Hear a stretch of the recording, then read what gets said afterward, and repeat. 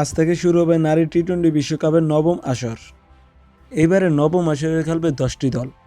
এই বিশ্বকাপে স্বাগতিক হলো বাংলাদেশ। কিন্তু ছাত্র জনতার গণ অভ্যুত্থানের কারণে বাংলাদেশের সরকার পরিবর্তিত হয়। এরই সাথে বিশ্বকাপের সময় খুবই কাছাকাছি হওয়ায় নিরাপত্তা ঝুঁকি যাতে না হয় এই জন্য আইসিসি টুর্নামেন্টটি দুবাইয়ে স্থানান্তরিত করে, কিন্তু হোস্ট থাকবে বাংলাদেশই। চলুন এবার ছোট পরিসরে বাংলাদেশ এবং আইসিসি নারী বিশ্বকাপের ইতিহাস জেনে নেওয়া যাক। নারী বিশ্বকাপের এখন পর্যন্ত আসর হয় 8টি। এই 8টি আসরের মধ্যে 6টিতেই চ্যাম্পিয়ন হয় অস্ট্রেলিয়া। বিশ্বকাপের প্রথম আসরে চ্যাম্পিয়ন হয় ইংল্যান্ড। আর 2016 টি-20 বিশ্বকাপের চ্যাম্পিয়ন হয় ওয়েস্ট ইন্ডিজ।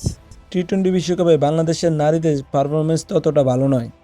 বাংলাদেশের সর্বোচ্চ সাফল্য হলো প্রথম রাউন্ডে খেলার যোগ্যতা অর্জন করা।